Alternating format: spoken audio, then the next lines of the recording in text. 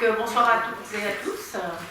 On est heureux de vous retrouver tous aujourd'hui pour écouter Gérard Bennou qui vient de Dourdan, qui vous fait le plaisir de nous parler de la Lune.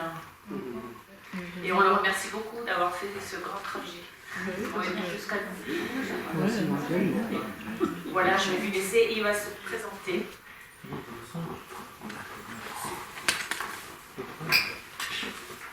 Alors, comment vous dire? Le micro. Je ne suis pas astrophysicien. Le micro. Le micro. Déjà, Devant- ça vous casse. Devant la Vous bouche. pouvez me poser des questions, mais si je ne peux pas vous répondre... Mais si je ne peux pas vous répondre, bah, écoutez, tant pis. Voilà, je ne suis pas astrophysicien, je suis un ancien apprenti de Chirurgie. Je fais de l'astronomie par passion depuis 1993 à peu près. J'ai été président d'un club d'astronomie et en ce moment je travaille toujours dans un petit village à Sainte-Maine, voilà, sur ce sujet. Je ne sais pas, si vous avez des questions à me poser pendant la projection, n'hésitez pas, je vous répondrai tout de suite. À condition que la réponse ne soit pas trop longue, ni la question qui n'en soit plus. D'autre part, je vais commencer mon exposé par vous faire une petite misère. Celle-là. Je veux parler des 4 forces qui régissent l'univers. Donc on a la force électromagnétique, que vous connaissez, l'interaction forte, l'interaction faible et la gravitation. Dans mon exposé, je parlerai beaucoup de la gravitation, mais je parlerai un petit peu des autres avant. Tout ça, ça se passe dans la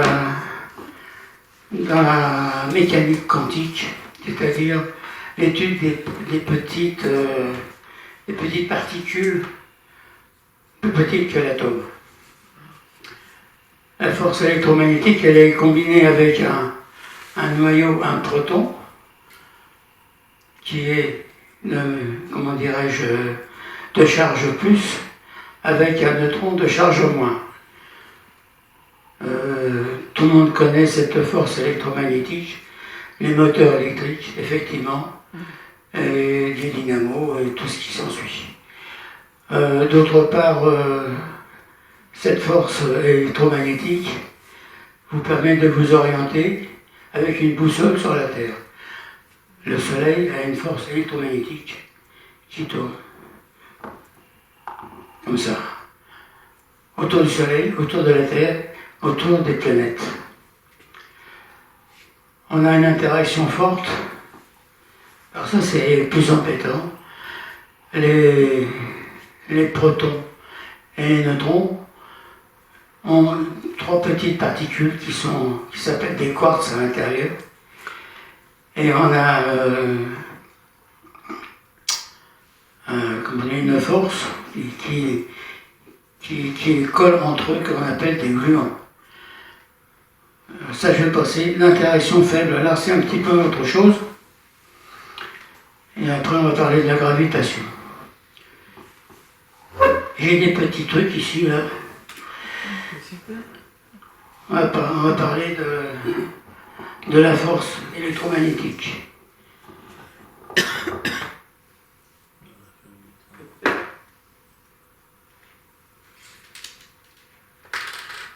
Alors ça, ce sont les aimants. Les aimants, il y a un côté plus ici, et un côté moins ici. Mais celui-là, il faudrait que quelqu'un prenne le micro, non, pour... Qu'on vous tienne. Pour ça, on va essayer. Qu'on vous tienne le micro. Véronique, tu peux. On n'a pas un porte-micro, on n'a pas un... Si, mais le porte-micro, c'est quand on est assis, sinon ça marche pas bien. Il serait trop loin. Il faut mettre deux mains. Donc ce sont des aimants. Si je mets cet aimant-là ici, et celui-là, ils se collent l'un ou l'autre. Si je tire, bien. Donc on a à l'intérieur un plus et ici un moins. Ce sont des aimants, des forces magnétiques qui sont contraires, donc ça s'attire. Si je retourne celui-là, là, Ici, on a une force magnétique qui est la même que celle-là, et ça se repousse. Ah, Suis-je clair? Je sais pas. Donc, un jour, je demandais à mon grand-père qu'est-ce que c'était que l'électricité. Il m'a dit, c'est simple. Tu prends un fil électrique. On a un mec, ça, c'est un fil électrique. Tu passes un aimant à côté, ça produit de l'électricité. Alors, je lui ai demandé la semaine d'après, je lui ai dit, tu m'as dit ça, ça produit de l'électricité. Je sais ce que c'est que l'électricité, mais tu ne m'as pas dit exactement ce que c'était. Alors, il a recommencé, hop, tu fais ça, ça produit de l'électricité. Oui, mais l'électricité, c'est quoi? Je lui ai dit, c'est un fluide. Alors, la bonne réponse, c'est que j'avais pas de réponse.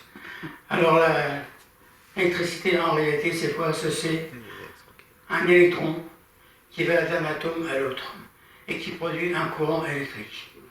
Bon, j'arrête là parce qu'après, ça va être plus compliqué. On a l'interaction faible. Alors, l'interaction faible, c'est le fonctionnement du Soleil. On a un proton, on la met ici, là. Pardon, hop. On la met ici, qui tombe, un nuage de protons et de poussière s'agglutine, et par centre de gravité, par gravitation, ça s'en va former un nuage et qui va devenir à peu près le Soleil. Après, un autre proton vient,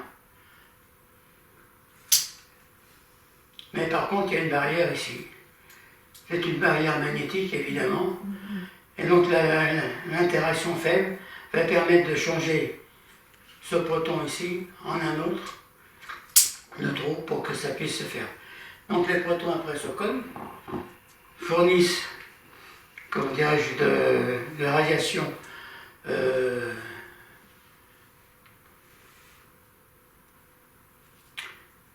je suis en train de chercher. Tu peux couper parce que je vais la trouver tout de suite. L'interaction faible. Et ben voilà, la gravitation. Et la gravitation. Alors la gravitation, là je n'ai pas d'explication de trop. On peut la démontrer simplement si je fais tomber cette balle, qu'est-ce qui se produit? Merci. Hop, regardez là. Qu'est-ce qui s'est produit? Elle a tiré dans le sol. Atterri dans le sol. Attiré par la terre. On peut dire autrement aussi. On peut dire autrement, c'est que la balle a été attirée par la terre. Et la balle, elle a une masse, certainement, un poids, une masse. La terre a une masse. En réalité, c'est pas tout à fait cette chose-là. La balle et la terre se sont attirées mutuellement. Ça va, non? Ça pêche?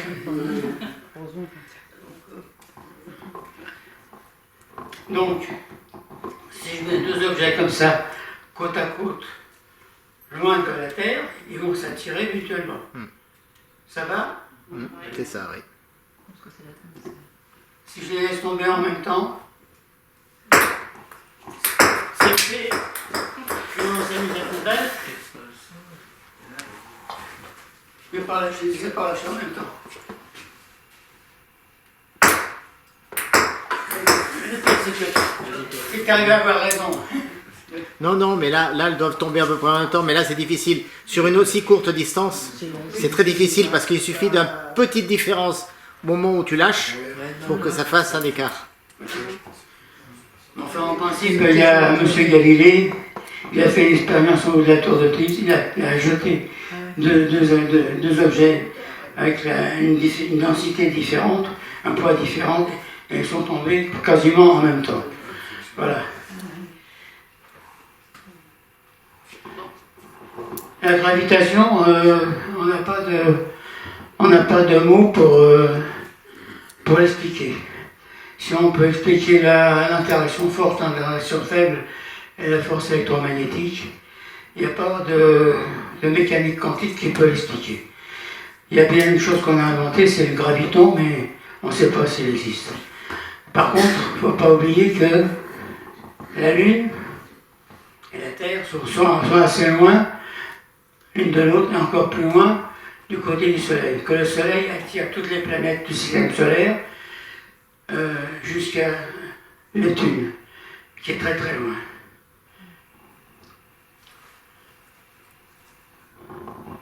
Je vais passer.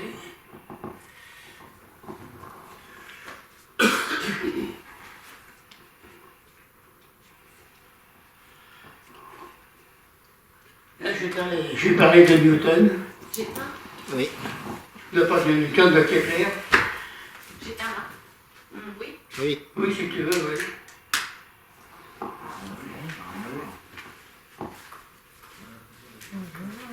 J'ai perdu mon truc, hein.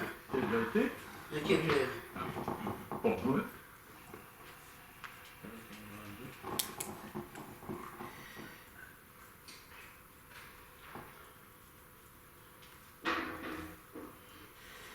Eh bien, ça marche pas tout le temps, ça.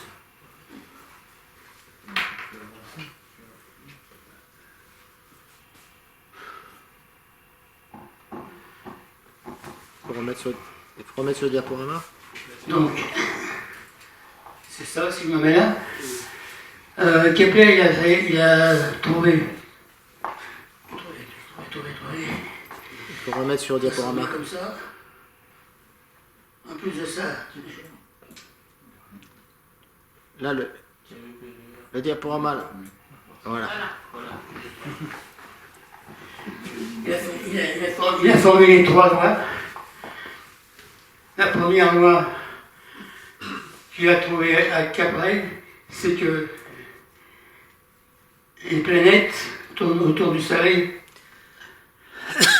dans ce sens-là, sur une ellipse. Et que le Soleil n'est pas au centre, mais il est sur un des foyers de l'ellipse. Donc on a un foyer qui est ici, un autre foyer qui est par là, que je n'ai pas démontré. Il a dit aussi que les planètes, quand elles se rapprochent du Soleil, ont une vitesse orbitale plus rapide que quand elles s'éloignent. En réalité, ça fait ça.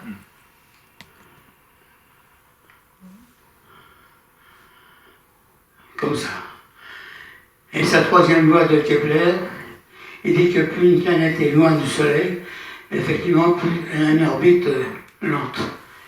Il faut plus de 80 ans pour que Neptune ou Uranus fasse le tour du Soleil. Plus de 80 ans. Alors que la Terre met 365 jours, un quart, pour faire le tour du Soleil.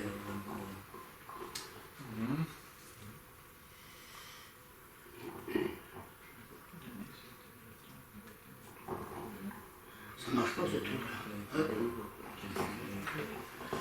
On passe maintenant directement au sujet qui est la Lune.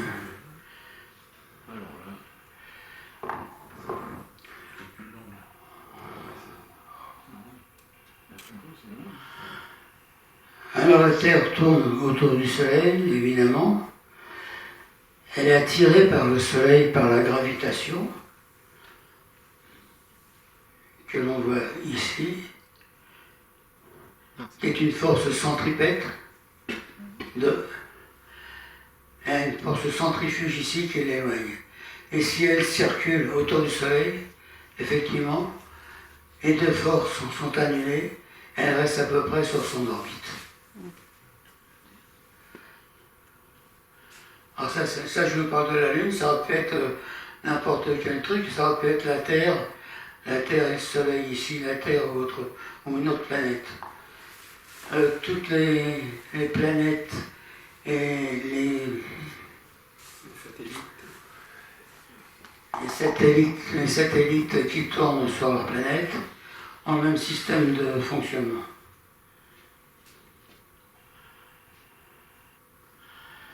La loi de Kepler n'est pas tout à fait exacte, parce que ce que je viens de dire, c'est pas tout à fait exact, c'est à cause de la loi de Kepler. La Lune n'a pas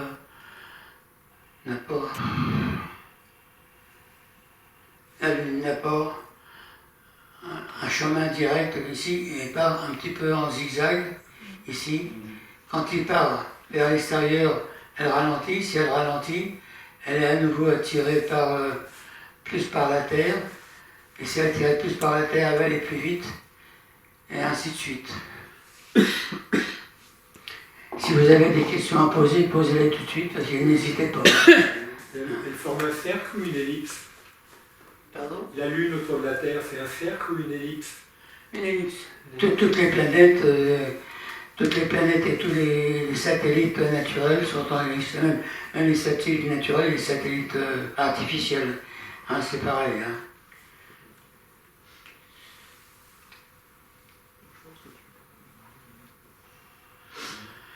Alors Galilée a fait les premiers dessins de la Lune avec sa lunette.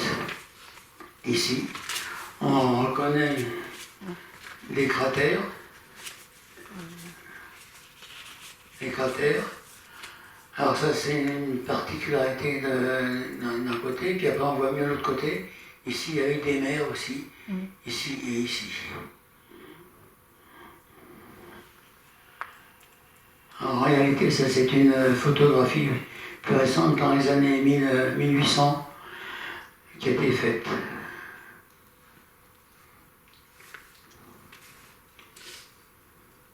Je suis en train de chercher mes boutons à chaque fois. Alors, les diverses théories de la naissance de la Lune. Je vous laisse lire le petit commentaire qui est en haut là. La Lune est plus importante que le Soleil. La Lune illumine la nuit quand il fait noir, alors que le Soleil illumine le jour quand ça ne sert à rien.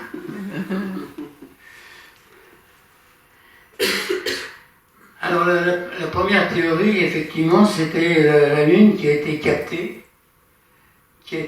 par la Terre. Elle vient de je ne sais pas où, elle a été captée par la Terre et après elle s'est mise en orbite dessus. C'était une théorie d'avant. Une autre théorie qui faisait fureur dans les années 60 et avant, c'était que la Terre tournait si vite qu'après elle s'est déformée. Je suis en train de chercher mon bouton là ici. Elle s'est déformée. Et ça a pris une forme comme ça là. Et elle s'est détachée de la Terre et elle a tourné. Moi j'y crois pas trop, mais enfin bref, je le dis quand même. Nos théories, c'est-à-dire que la Lune et la Terre se sont formées en même temps. C'est possible, pourquoi pas.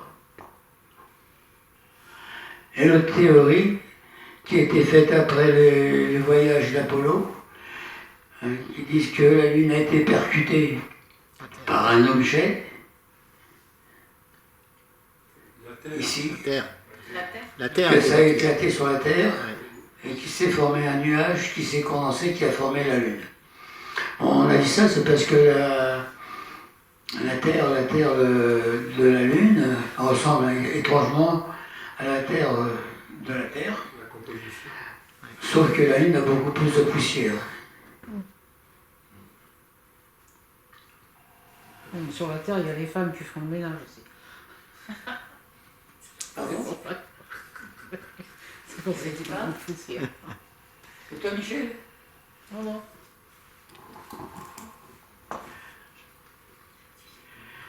Alors, y a-t-il des volcans sur la Lune? Ben, ça, c'est pas ça. Il y en a, effectivement, il y en a quelques-uns, mais la plupart, ce sont des cratères.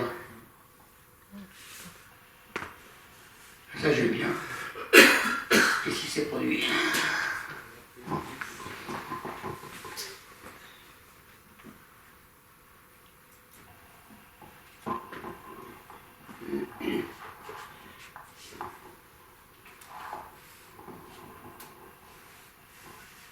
Donc voilà des volcans, ici. Par rapport aux cratères, ils sont un peu différenciés. Ils ont... Ah. J'ai un truc, c'est nouveau, alors ça marche pas bien comme je veux. Qu'est-ce que je voulais faire? On va mettre en diaporama. Ah oui.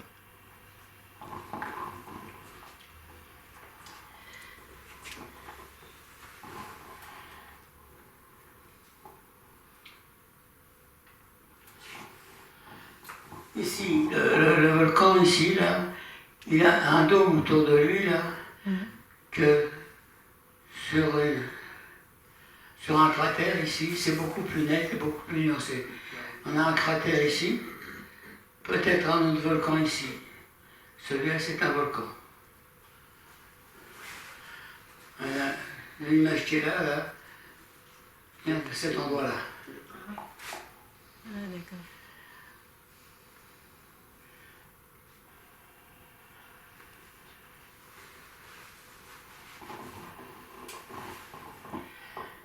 Alors depuis 4 milliards d'années, on a eu des cratères. La Lune était encore un petit peu dans le sens primordial.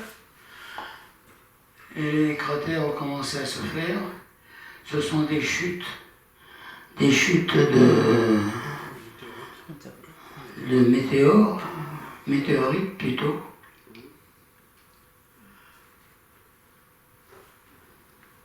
Je suis en train de chercher comment ça marche mon truc là.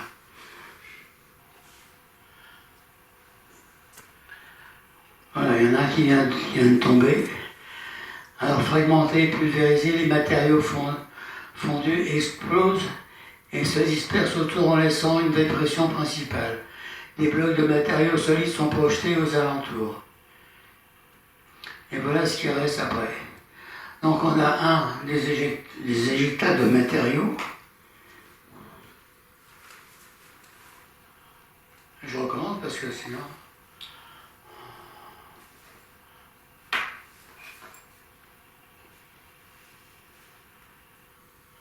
On a des éjectats de matériaux. Un ici. Ça me peut faire chier.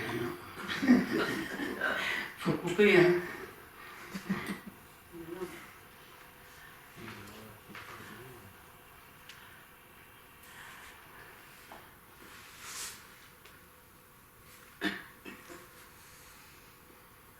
Elle ne veut pas avancer maintenant.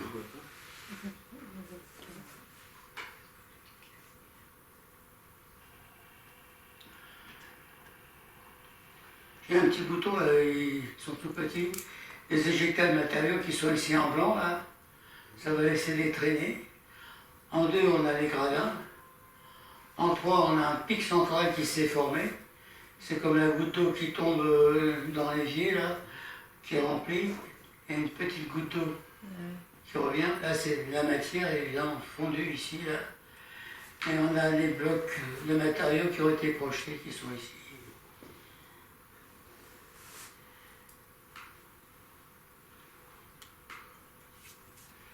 Donc ça, c'est le cratère Pythagore. On voit bien les différences ici, là. Donc, le pic central, les gradins ici, là. Les éjections de matériaux, on ne les a pas. C'est pas tous qui les ont. Hein. Alors là, on a le cratère, les éjectats du cratère de Tycho Brahe.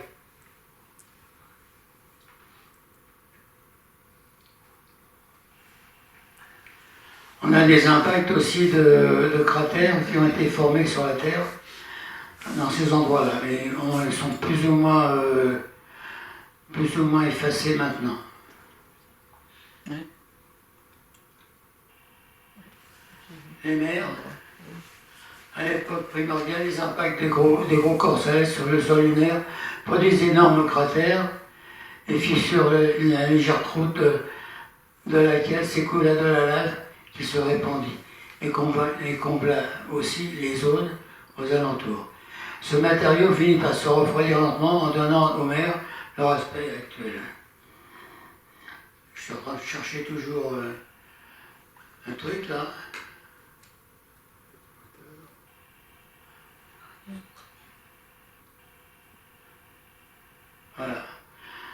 ce qu'on peut voir, c'est que la croûte était tellement fragile que ça a fait des mers, évidemment, et la chute du matériau ici est restée à l'intérieur. Ici. C'est ce qui était tombé. On en parlera tout à l'heure. Les réplétions ou mascons. L'orbiteur Luna 10 fut le premier satellite artificiel de la Lune et a envoyé des données indiquant des perturbations causées par le champ de gravité.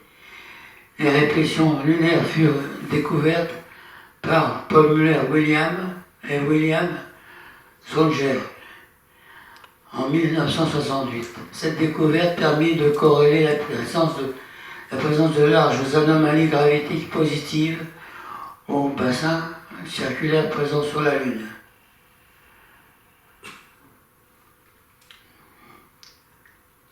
Donc on a une vue de la Lune, on voit les mers ici qui ont été formées. En train de chercher toujours mes petits boutons, là, ici, là, les mers qui ont été fermées. On voit ici Tycho Brahe, là, avec ses Gigeta.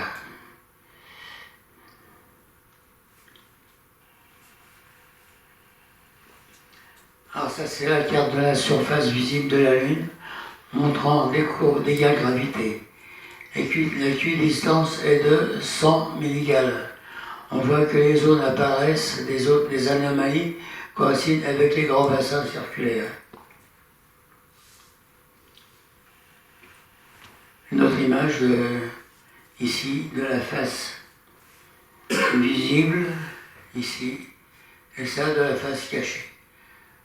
Alors tous les endroits où il y a des cercles, effectivement, ici, là, il y a plus de gravité qu'ailleurs.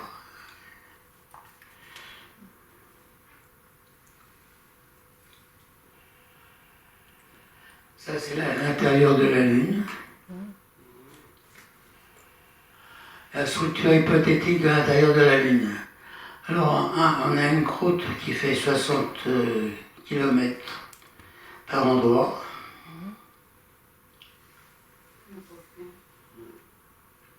La croûte des mers de 6 à 20 km, un rayon de 1700 km, un noyau ici de 700 km de rayon, un manteau avec des hypocentres de tremblement de Lune.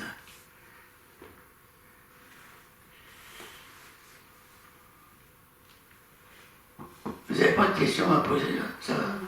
Et comment ils calculent tout ça? Comment ils ont calculé ça? Oui, C'est hypothétique. oui, oui. Pourquoi 60, pas 50? C'est avec les voyages qu'ils ont fait sur la Lune qu'ils ont trouvé ça. Hein, mais maintenant, comment ils ont fait pour le trouver? Moi je pense que les hypocentres de tremblement de Lune, ça vient peut-être aussi des impacts qu'elle a eu. La Lune est beaucoup moins active que la Terre.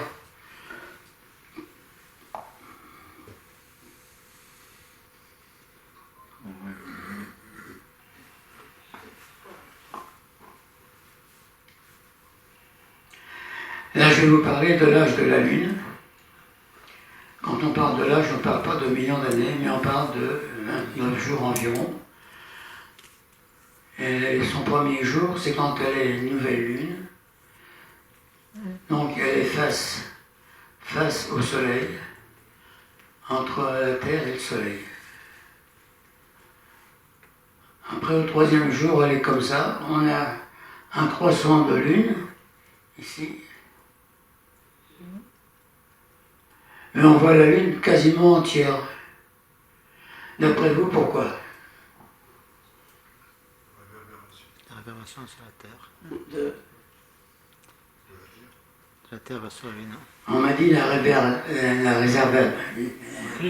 réverbération de la Terre.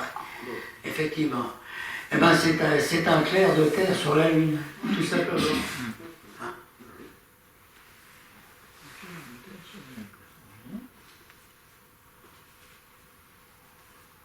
On trompe de boutons à chaque fois, les petits boutons ils sont l'un à côté de l'autre là. Là, au bout de 7 jours environ, là, on a une demi-lune qui est bien marquée, ici.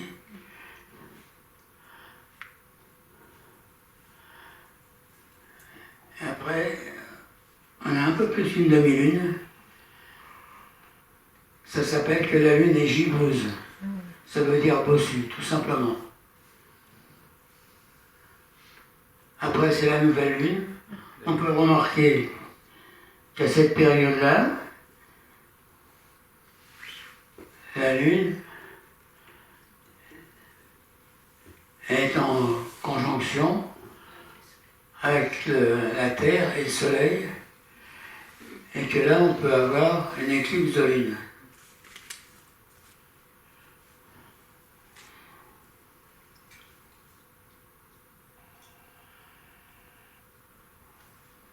Encore une lune gibbeuse,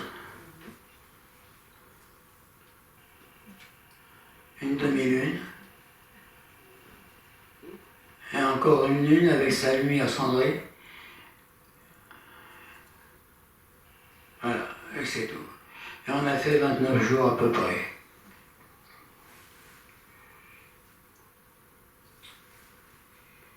Je suis tout le temps en train de chercher mes boutons.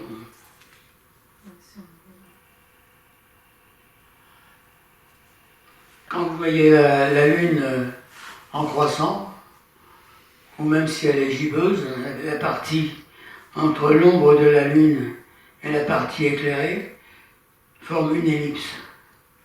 Je dis ça parce que des fois quand on voit sur des films là, ils ont des fausses lunes avec une mauvaise vue comme ça.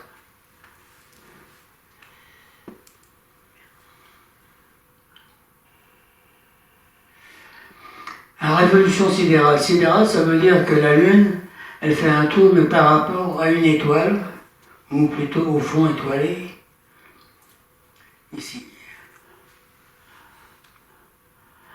Elle va mettre 27 jours et 7 heures, 43 minutes pour faire un tour complet.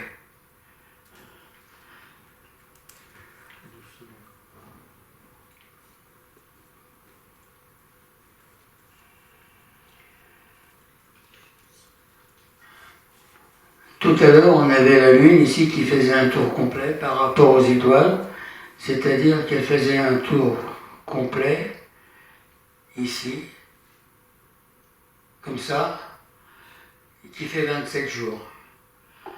Cependant, la Terre se déplace ici, la 12e de son orbite, et la Lune va se retrouver face au Soleil. Donc si je prends face au Soleil à chaque fois, là, la révolution synodique fait 29 jours.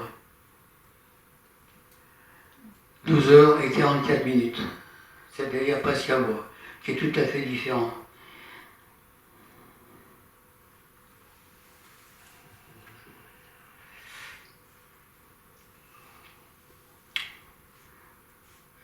La révolution de la Lune n'est pas au milieu d'une ellipse.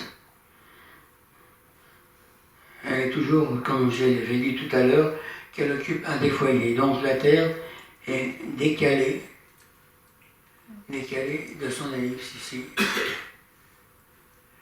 Et donc on a c'est-à-dire que la Lune va se retrouver plus près de la Terre, et une apogée ici, quand elle est au plus loin. Ça va?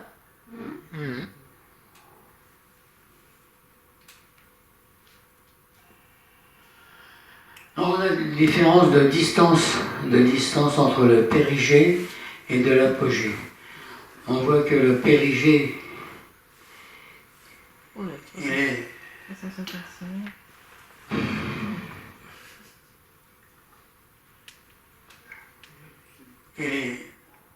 ah, puis j'ai plus montré là.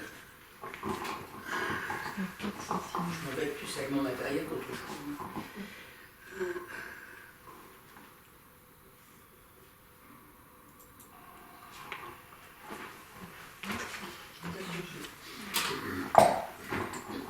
Excusez-moi si je suis handicapé, j'ai 85 ans. Hein.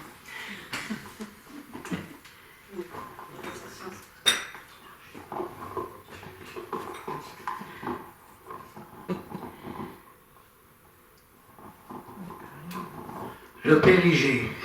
Le périgée est à 356 km, 356 000 km, 425, et l'apogée est à 406, 710.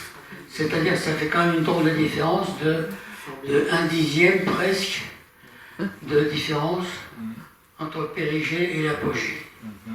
On a différentes dates ici, là, de périgée, ici, 1548. et d'apogée ici. C'est pas forcément les mêmes dates. Hein. Voilà, c'est des périgées et des apogées extrêmes.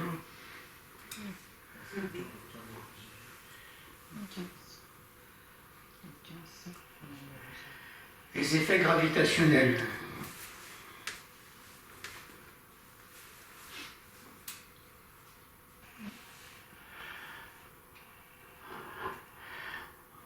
On a un point de Lagrange, c'est un point où quelque chose qui est entre la Lune et la Terre n'est ni attiré par la Lune ni attiré par la Terre. Alors c'est un point de Lagrange numéro 1. On a un point de Lagrange numéro 2 qui est ici à l'opposé. Un point de Lagrange numéro 4 que je n'ai pas mis ici. Un numéro 5 ici. Et un numéro 3 qui est complètement à l'extérieur.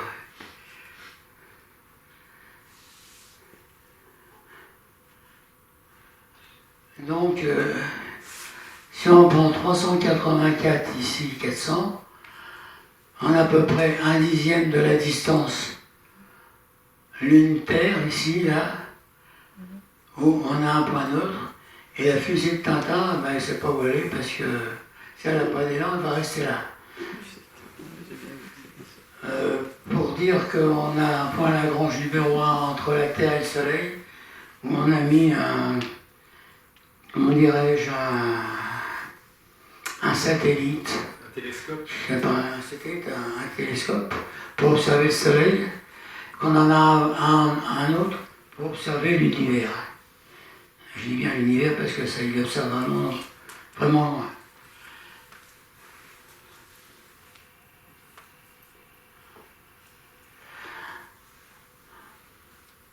La Terre et la Lune forment un couple, comme un couple de danseurs,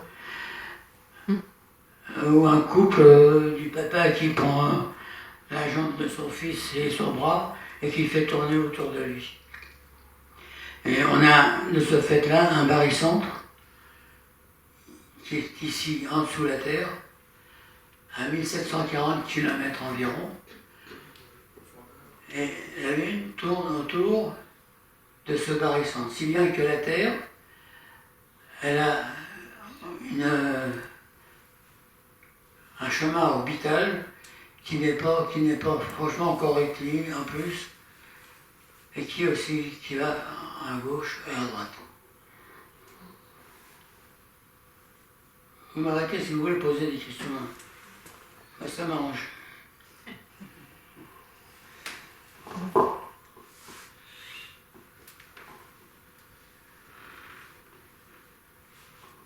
Alors, ce que je n'ai pas mis ici, c'est que le noyau interne,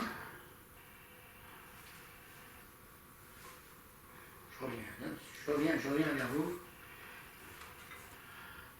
Le noyau interne, ici, là, il est décalé par rapport à l'extérieur. On a une croûte de 60 km d'un côté et 120 km de l'autre. On a un manteau, comme sur la Terre, ici, là, un noyau externe ici. Le diamètre fait 3474 km. De ce fait, par rapport à la Terre, le noyau étant décalé ici, il présente toujours la même face à la Terre. Alors, en général, quand vous allez chercher des renseignements sur Internet, on va vous dire que la Lune fait un tour en même temps que sur elle-même en même temps qu'elle fait un tour autour de la Terre. C'est une conséquence de ce système-là. Ça va? C'est pour ça qu'on voit toujours la même face. Pardon? C'est pour ça qu'on voit toujours la même face de la Lune, le même côté. Oui, c'est la conséquence, oui.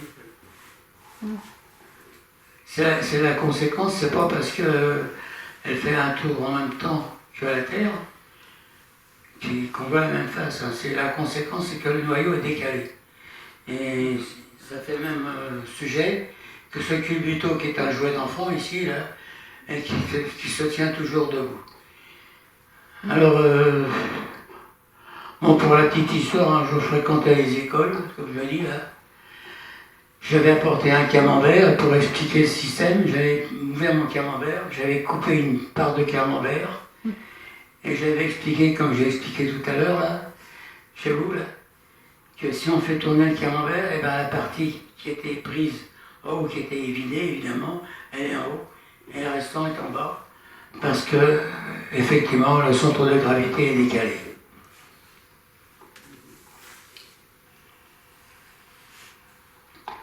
On a des vibrations en latitude dues à l'inclinaison de la Terre. Dans une journée, la Terre va tourner, on va voir une partie ici qui est supérieure, ici, du pôle nord de la Lune, ici, et on ne verra pas le pôle sud de la Lune. Tandis que 24 heures, 12 heures après, ce sera le contraire ici, là. On pourrait voir une partie du sud et pas la partie du nord. On a la vibration en latitude aussi due à l'inclinaison de la Lune. Donc dans le même système ici, là, la Lune est inclinée ici, et que comment dirais-je,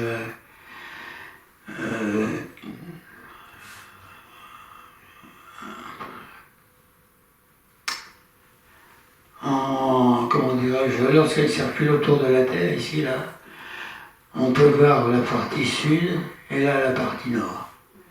C'est quand elle tourne autour de la Terre, ça.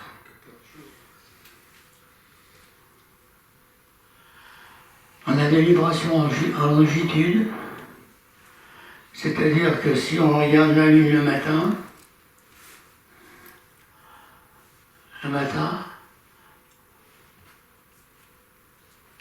ou le soir, là on est au pôle Nord ici, là, ou le soir, on ne voit pas la même surface. Pareil, en longitude aussi, là, annuelle, ou l'équation du temps, c'est autre chose. Là. La Lune effectue une rotation dite constante. La Terre est une vitesse orbitale qui varie de plus ou moins 1 km/s, de plus elle ne se trouve pas au centre de l'orbite électrique. Donc on peut voir encore des vibrations en longitude.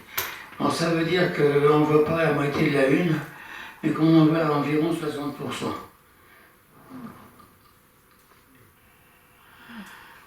Il s'agit cette fois de véritables vibrations physiques de la sphère lunaire autour de sa position moyenne. Ces infimes vibrations, pas plus de quelques minutes d'arc, sont causées par l'attraction variable de la Terre sur la Lune et ne sont pas perceptibles à l'œil nu. L'étude de ces oscillations est de la plus haute importance pour la détermination de la forme et de la structure interne de la Lune.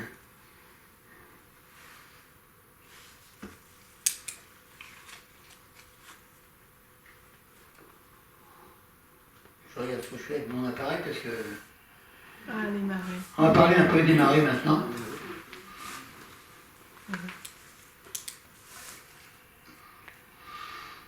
Les forces de marée. Donc il y a les marées avec le soleil, effectivement, qui jouent aussi là. Elles agissent sur l'atmosphère des mers et le sol. Alors, la Lune et la Terre sont attirées l'une vers l'autre. On a ici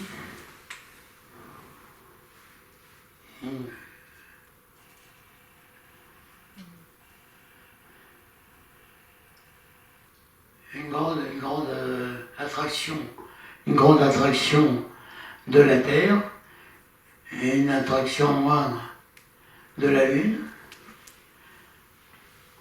cette attraction-là ici est plus petite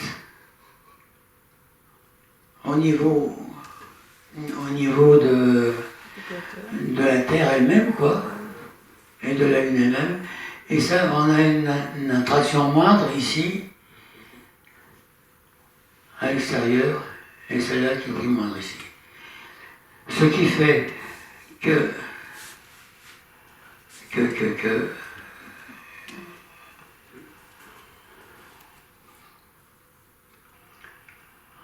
je reviens à cette image-là. Ici, dans un aliment avec le soleil,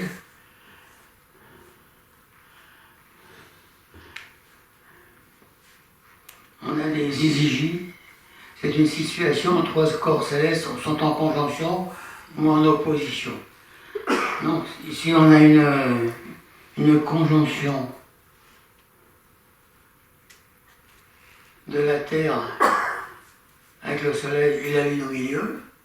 Ici on a la Lune à l'extérieur, donc on a une ZJ, et dans le cas à droite ici, on en a moins. Ce qui fait, c'est que dans ce cas-là, ces deux cas-là, ici, les marées sont beaucoup plus importantes que dans ce cas-là. Je crois que tout le monde l'avait compris.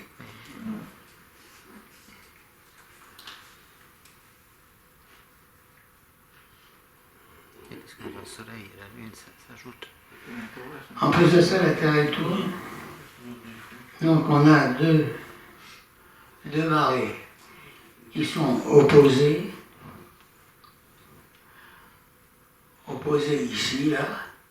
Et comme la Terre elle tourne ici, il y a un angle où les marées sont décalées par rapport à la Lune et au Soleil.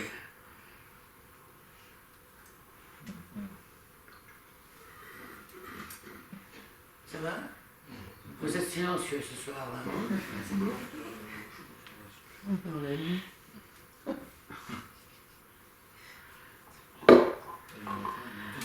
La Terre tourne autour du Soleil dans le plan de l'écliptique.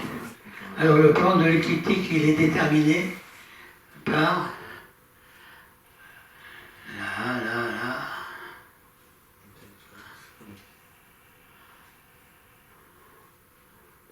Le plan de l'écliptique est déterminé par la Terre et le Soleil. C'est sur ce plan-là où circulent toutes les planètes et les satellites. Sauf pour un satellite qui est Uranus, évidemment. Alors la Terre tourne autour du Soleil dans le sens écliptique et tourne autour d'elle-même dans le plan de l'équateur. Ces deux plans se croisent, formant une ligne qui ne passe jamais par le centre du Soleil, sauf à 2 reprises dans l'année, les jours des équinoxes. Le Soleil est alors à la verticale de l'équateur et la force qu'il exerce sur la Terre est alors à son maximum. Les marées sont donc toujours plus importantes que les autres jours. Vous avez entendu parler? Donc si ce plan-là ici, là,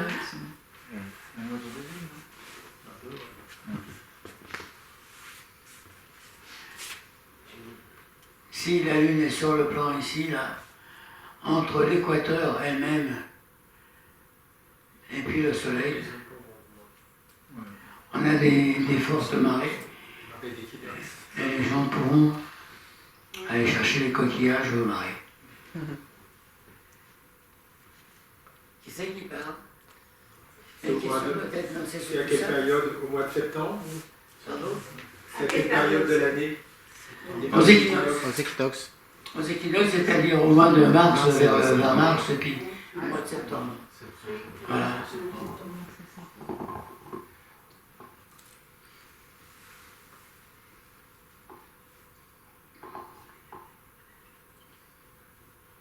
Enfin, chercher mon truc à chaque fois, là. Dans les années 60, les sondes soviétiques Luna et américaines Luna Orbiter transmettent les premières images de la face cachée de la Lune. Il n'y a pratiquement pas de mer sauf celle de Moscou avec un diamètre de 420 km. Les cratères sont Hertzsprung, Apollo, Korolev, Mendeleev, Anden, Bormann, Lovell et puis les autres évidemment. Alors, on a les mers ici, là. Il y en a une là, et pas tellement à voir non plus.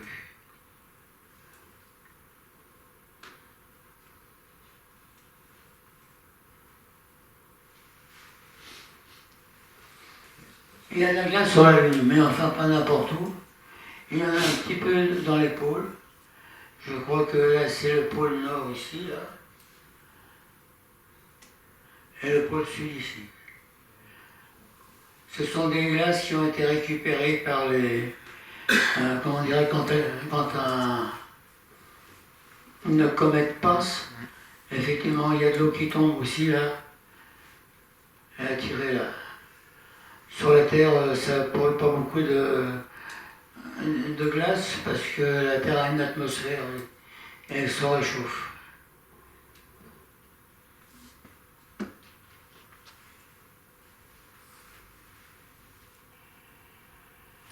Il n'y a pas d'atmosphère, donc des températures extrêmes qui vont de moins 70 degrés 170. à plus 123. Là, c'est un gros problème pour les scaphandres qui sont nus sur la Lune. Il n'y a pas de magnétisme. Il n'y a pas de pôle nord magnétique. Non, c'est pas la peine d'apporter une boussole là-bas. Ça servira strictement à rien. Vous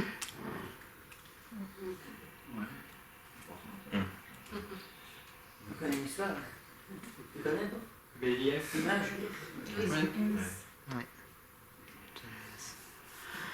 Bon, ça c'est le centre de Cap Canaveral, là, ici, là, de la fusée.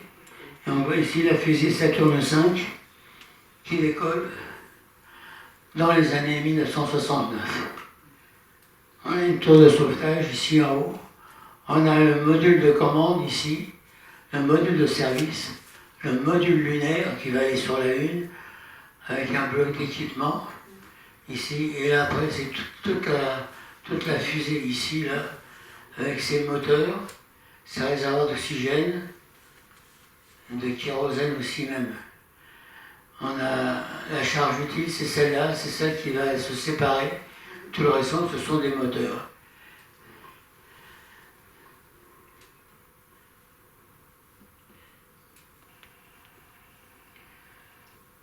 La fusée, elle part, il reste sur une comment dirais-je, sur une orbite d'attente. Qu'est-ce que j'ai fait encore là? Sur une orbite d'attente. Alors, un quart de Cap Canaveral, elle est sur son orbite d'attente, autour de la Terre. 3, il y a une séparation de la capsule, c'est-à-dire qu'ils ont été gonflés, ils se séparent ici, là, et ils retournent. 4, qu'est-ce qu'il y a marqué? Placement sur la trajectoire vers la Lune. 5, séparation de l'astronef. Et c'est cette partie-là, après, qui part sur la Lune et qui va atterrir. Dans le fond, ici, on a le module de commande ici, là, et puis la partie qui va rester sur la Lune. Pendant ce temps-là, la Terre, elle tourne. Et au départ, après, ça va revenir là. Il n'y aura plus que cette partie-là, ici, là, qui va revenir et qui va atterrir dans l'eau. Atterrir. Voilà la partie haute de la fusée. Cette partie-là qui va aller sur la Lune. Je n'ai pas touché à ça, moi.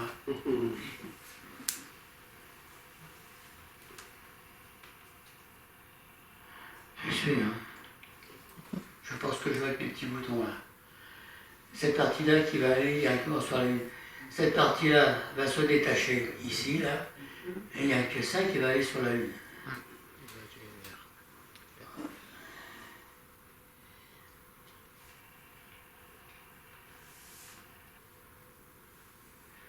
différentes pièces, les différentes pièces.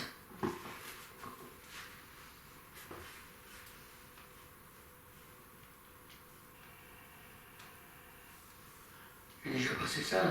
Hop. Ouais.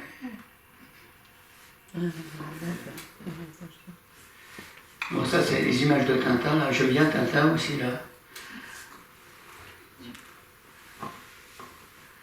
Et donc, sur le circuit parc, le diamètre atteint 156 km et qui est situé entre la mer des Nuées et la mer du Nectar et la mer des Vapeurs que nous allunirons. Ça précise, il s'agit de viser juste. Si nous ne voulons pas que la fusée tombe à l'eau.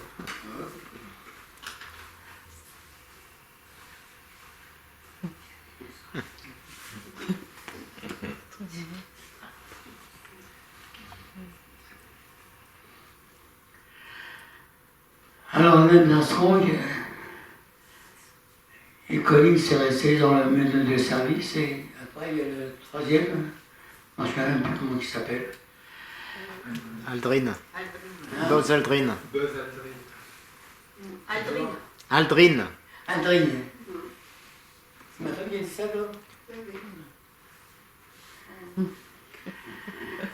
Non, c'est Aldrin ici qui descend, c'est pas Armstrong. Non, parce que- Armstrong, il est en bas, il prend la photo.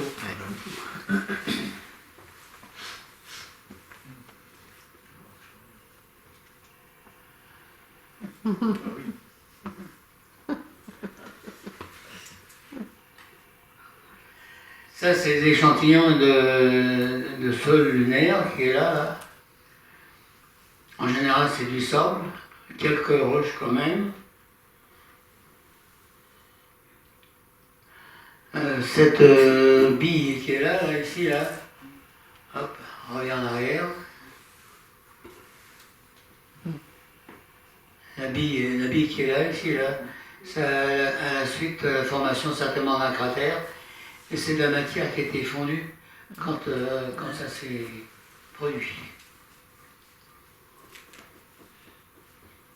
Il n'y a pratiquement pas de roches volcaniques comme sur la Terre. Ça, c'est une image.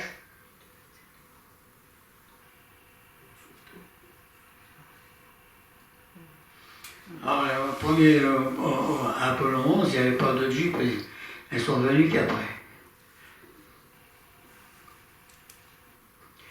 Là, c'est l'astronome Harrison Schmitt, membre de l'équipage Apollo 17, qui travaille sur le sol de la Lune. Il ramasse des échantillons de roches dans la région appelée Taurus Litrov. Le voilà encore, à côté d'un bloc de rocher. Apollo 11 a laissé des instruments là-haut, un sismographe que l'on voit ici et un miroir. Le miroir qui a servi à déterminer la distance exacte à quelques centimètres près de la distance Terre-Lune par l'envoi d'un rayon laser sur le miroir. Et après, on a capté le retour du miroir sur la Terre, on a divisé par deux. La vitesse de la lumière étant d'environ 300 000 km par seconde, donc ça fait à peu près 2 secondes et demie de distance. 3 secondes.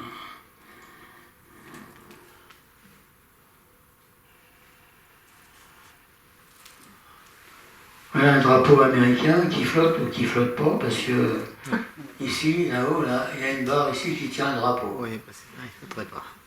Il y a des controverses aussi. Voilà l'étage de remontée.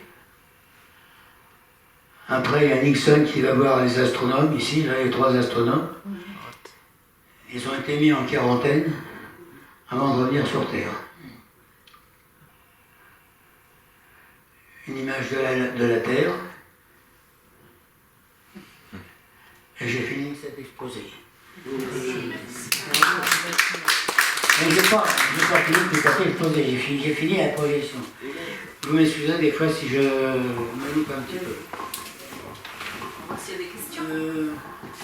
Non, non, non. Je rallume pas. Ouais, vas-y si tu veux, mais enfin. Quoi? Je vais faire un truc.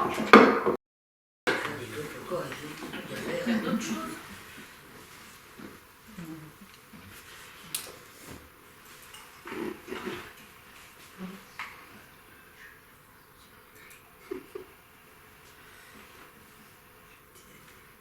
Tu veux éteindre? Oui.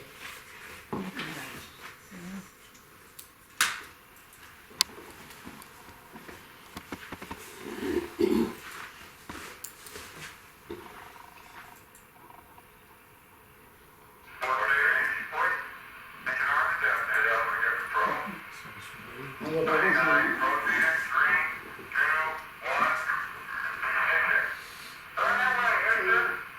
On va pas conduire là.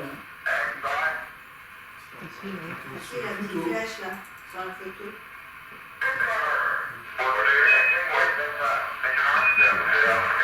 Il y a une petite flèche.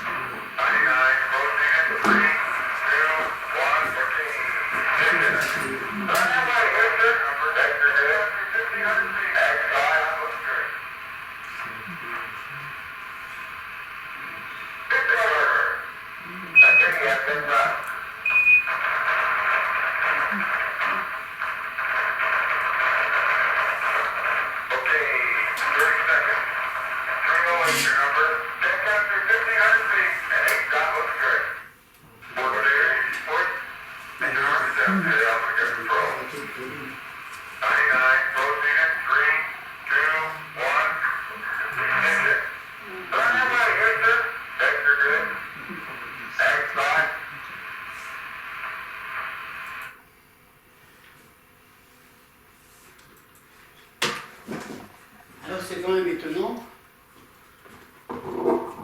C'est quand même étonnant pour repartir. On était parti avec une fusée Saturne V et on redécolle de la Lune avec un tout petit truc. Ce qui fait la différence de gravitation entre la Terre et la Lune. Ah, Je vais vous raconter une histoire aussi. je peux rallumer? Non, non, c'est si je vous ça va. Mettre une chaise parce que la GP, il est fatigué.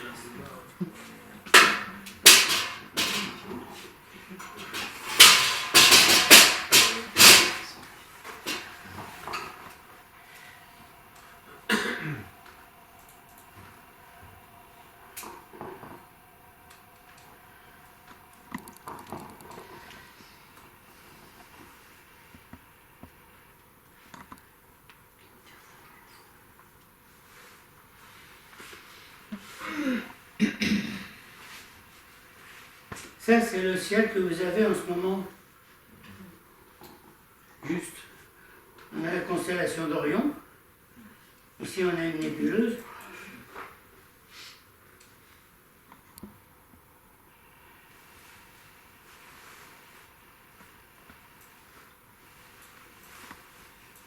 On a toutes les étoiles.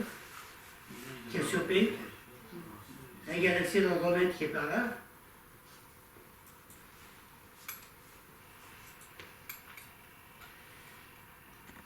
Je peux choisir l'endroit où je veux aller. Et là, je vais à un Jamaïque. Donc, je quitte la France.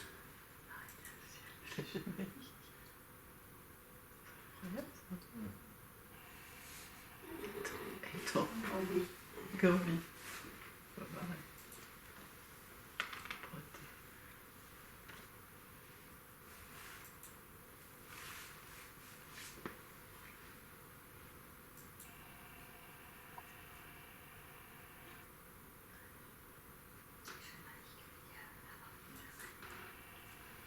Je choisis une ville qui se donne au hasard. C'est la capitale. Il fait du chaud dehors. Je choisis ma date.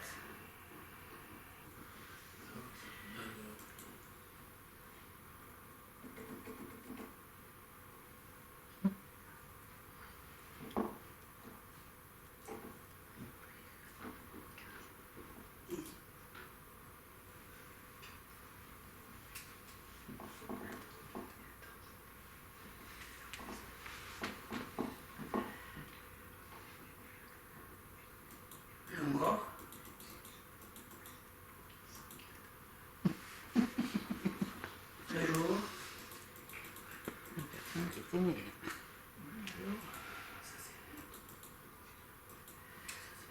On est au mois de février, 29 jours. C'est une année bissextile. Je vais choisir directement un truc là en bas, là. C'est pas la peine.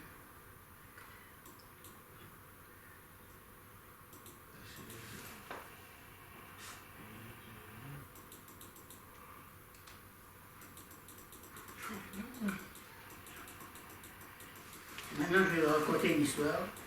On parlait de Tintin tout à l'heure. Le temple du soleil, tout le monde connaît. Oui.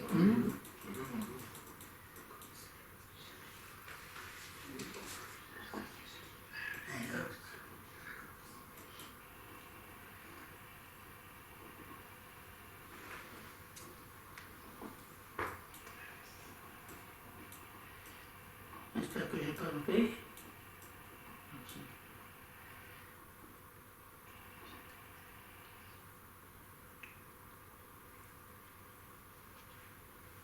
Je vérifie un peu là. Alors, le temple du soleil. Ils se sont fait en... dans les 5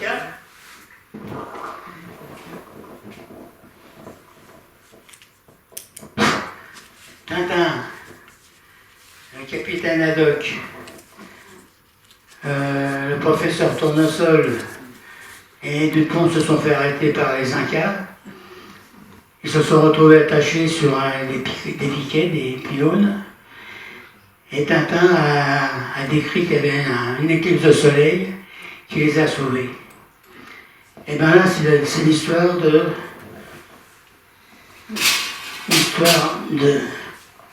Christophe Colomb. J'espère que je ne vais pas le louper parce que je ne le vois pas arriver. Christophe Colomb, lors de son 4e voyage.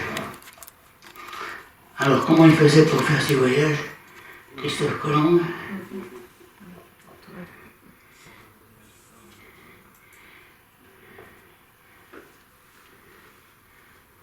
C'est quoi ça?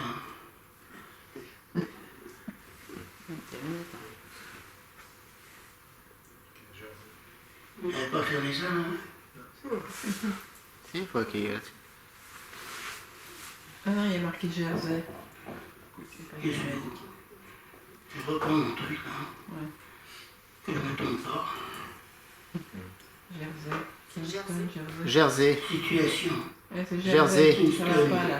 Jersey. Saint-Hélier alors. Oui. C'est pas bon, là. Jamaïque, c'est dessus. Là. Encore, hein. Encore. En bas. En bas, en bas. Faut mettre des lunettes. Hein. Au-dessus. Au-dessus. Jamaïque. Oh, mon truc là. En dessous l'Iran encore. Fiji.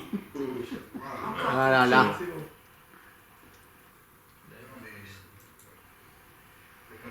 Je suis bien en Jamaïque, hein? Là, oui. Normalement. Non, c'est quoi ça? Si, c'est Jamaïque. Mais il n'y a plus la capitale. Hein. Bon, ben ça y est, j'ai l'image que je voulais. Christophe Colomb est parti du sud de l'Espagne, ici, là. Il descendait, et il allait tout droit ici, à la latitude de 18 degrés. Pourquoi 18 degrés? Parce que tout simplement ici, on a l'Inde, ici, qui est à 18 degrés environ. Donc il faisait son voyage, et lors de son 4e voyage, il avait besoin de rentrer en Espagne. Il avait tellement embêté les Jamaïcains, qu'il leur a demandé d'avoir des vivres pour rentrer, et les Jamaïcains n'ont pas voulu. Et le soir, il a dit que son Dieu était plus fort que le leur, et qu'il allait leur prouver. Alors, je viens là-dedans. Je suis en train de chercher toujours mes instruments là. Alors, On n'y est pas du tout bêtement. Hein. Ah non, c'est plus ça. Février. Non, je vais faire ça. 29. Ici. C'est le 28 là. Et je vais avancer un petit peu l'heure. Un peu plus vite. C'est le 28 là. Hein. Et j'espère que ça va aller vite. On est le 28 là. Hein. Hein? C'est le 28 qui est marqué. Et non, le 29. Oui, ben ça n'a pas marché. Hein.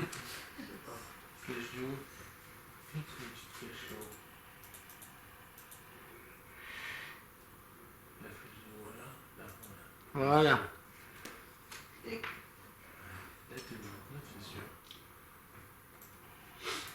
Mais c'est pareil, je ne vois pas ce que je... C'est quoi ça? Le temps qui Ah, défile. il m'a fait un coup là. Le temps qui Ça, c'est la défile. lune. Oui. Bon, ben, je vais reculer un peu parce que...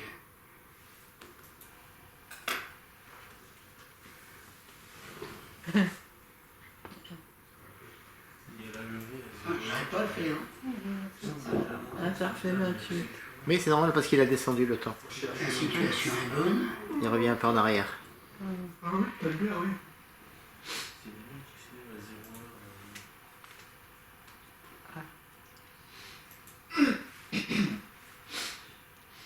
La lune est bien sous l'horizon.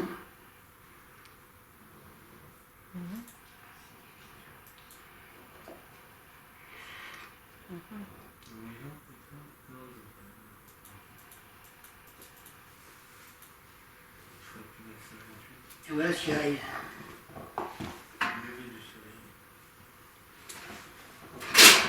Regardez bien la lune. Ouais.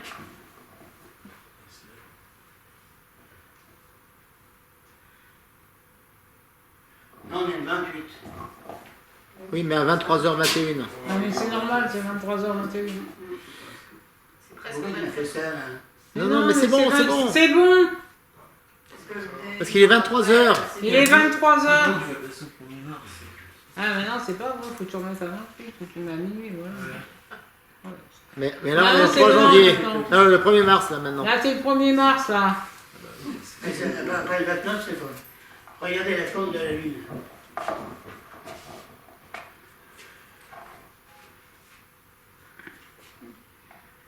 Elle a une ombre ici.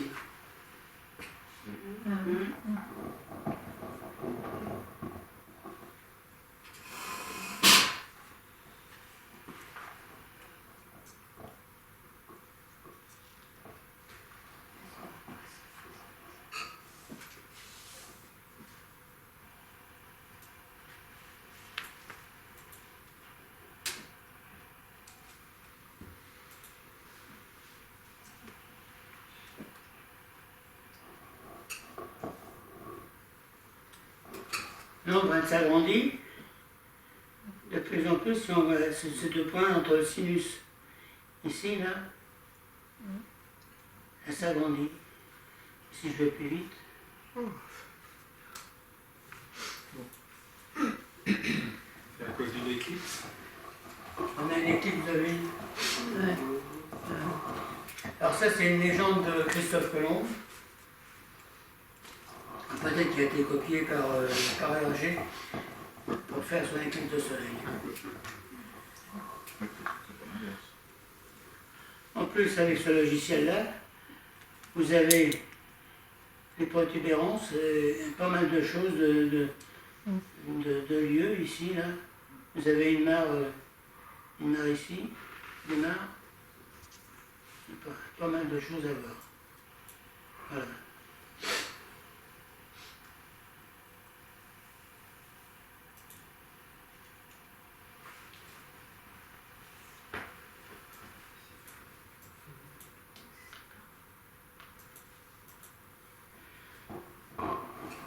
C'est le logiciel que je vous conseille d'avoir si vous voulez faire un petit peu d'astronomie.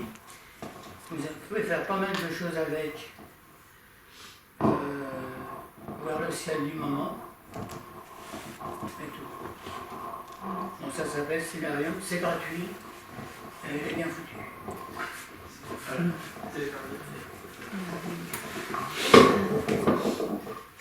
Vous avez des questions?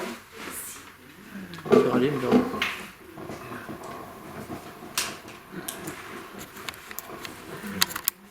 Moi j'ai une question. En fait, Parlez fort parce qu'il est sourd, mec, là. Ah oui. Moi j'ai une question qui n'a pas été abordée. Est-ce que vous pourriez y répondre? Les jardiniers travaillent avec un calendrier lunaire, lune montante, lune descendante. Est-ce que c'est vérifié? Est-ce que c'est une légende? Est-ce que...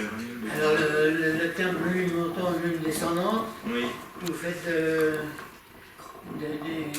du potager, non? C'est Oui. ça? Oui, oui. Ouais, ça sert à rien. Ah ouais, ça sert Il y à a rien. 4 définitions de la lune montante descendante. Quand elle est à l'apogée, elle est montée. Quand elle est croissante ou décroissante. Il y a une histoire aussi quand ça va être plus à un endroit qu'à un autre, donc elle va être plus haute qu'à un endroit à un autre. Il y a encore une autre définition, je ne sais pas. Ce sont des trucs que l'on croit mais qui n'existent pas. Voilà, qui ne sont pas vérifiés. Comme beaucoup de choses, moi je pense que pour bien faire de la culture, il faut avoir une bonne terre et puis faire ça au bon moment. Mais le bon moment, c'est pas forcément là. Qu'est-ce que vous entendez, vous, par lune montante et descendante? Par exemple, ma grand-mère me disait qu'il ne faut jamais planter de la salade à une ligne montante parce que la salade va monter et... Oui, elle monte si vous ne l'accueillez pas à temps. Hein. C'est sûr. Aussi, elle manque d'eau. Il y a l'histoire aussi des plus de naissance à la nouvelle lune qu'à l'ancienne. Ouais. Alors, quand je fréquentais les écoles, j'avais pris le système, la stellarium, là, et puis j'ai demandé aux élèves leur date de naissance. Ouais. Et puis bon, ça tombait n'importe comment. Hein.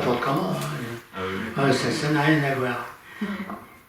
Il y a des trucs que l'on croit et des choses qui ne sont pas vérifiées. Hein. Alors. On vend même des livres sur le calendrier lunaire. Mais oui, c'est normal, mais enfin. Je suis sûr qu'ils confondent la lune croissante avec la lune montante, non, c'est ça? Hein? Il ne faut pas faire tel jour à tel moment. Ouais.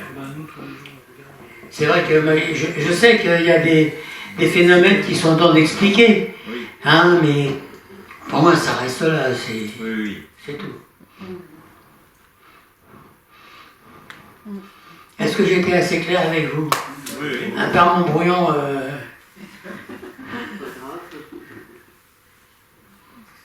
monsieur, s'il vous plaît, là, vous faites de l'astronomie un peu? Ah, je sais pas, ça vous semble un petit peu calé, non? Pas du tout. Attentif, c'est tout. Attentif.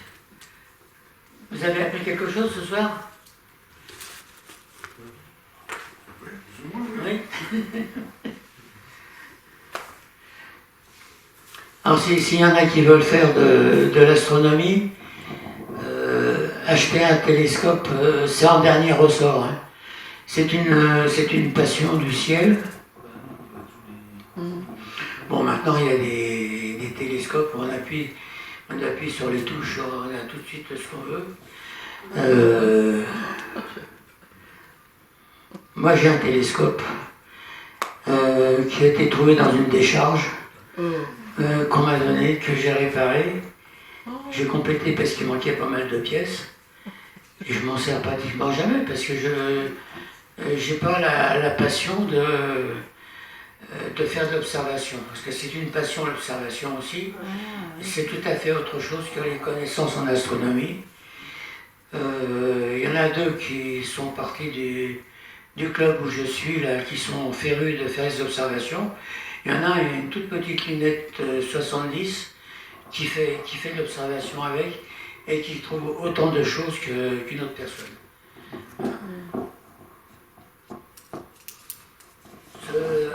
Ce logiciel là, ici, là, il est intéressant. Là.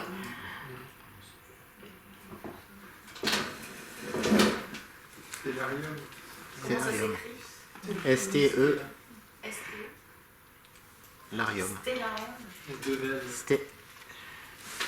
c'est marqué.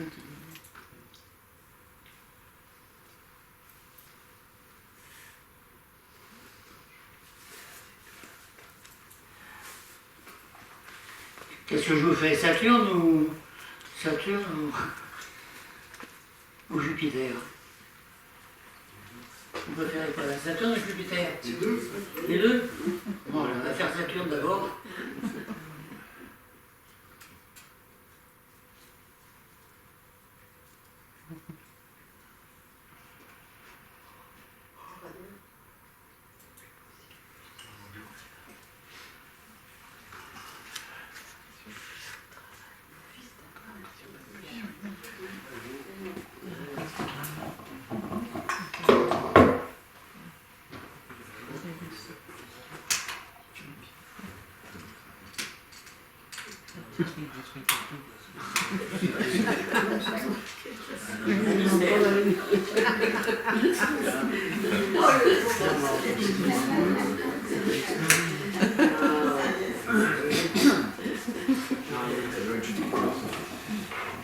Vous avez Saturne là.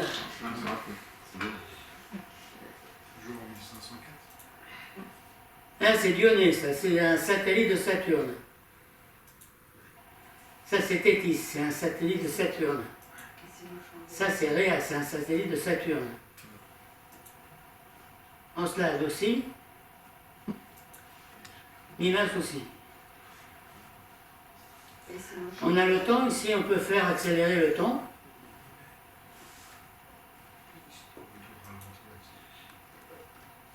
Alors je vais mettre Saturne au centre.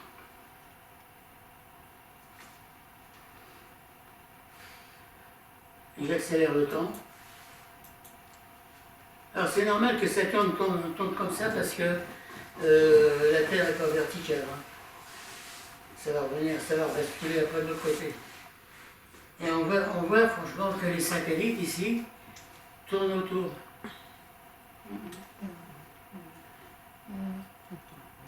Ils sont éloignés là quand même. Attendez, je ne vais pas bouger. Voilà. Ça va un peu vite quand même.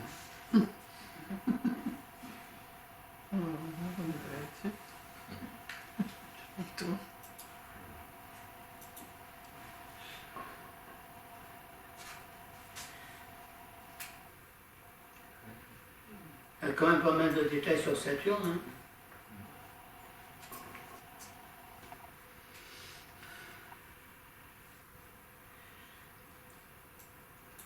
On fait un petit coup de Jupiter.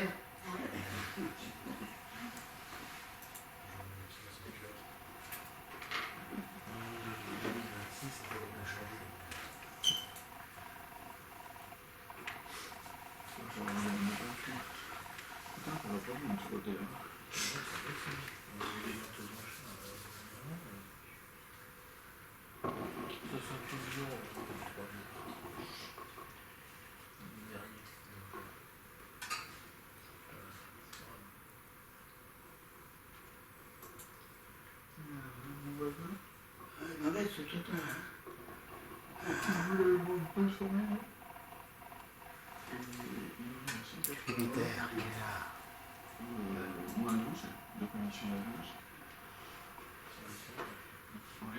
Ah, Jupiter.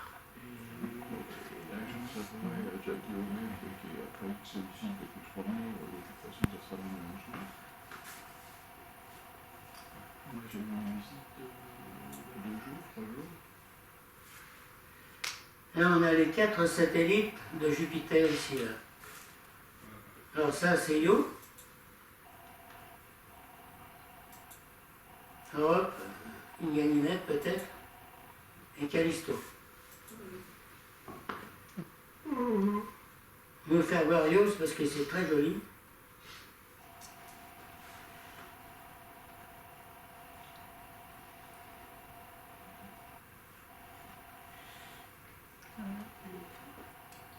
Voilà.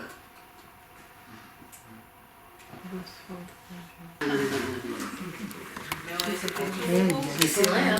Parce que d'habitude, on arrive à m'interrompre, et puis je ne sais pas à quelle heure il est.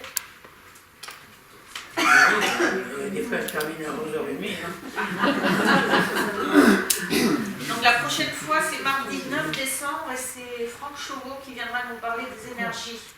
L'Europe en danger. Donc il va parler de est-ce qu'on peut se passer du gaz russe, est-ce que le nucléaire, les panneaux photovoltaïques et les énergies renouvelables peuvent Compenser. sujet intéressant. Donc merci beaucoup. Gérard. Si vous avez des questions, C'était un plaisir pour moi, hein, parce que ce qu'il y a, c'est que j'ai loupé des trucs, des fois, j'ai la mémoire qui déconne, quoi. 85 ans, c'est normal. Voilà.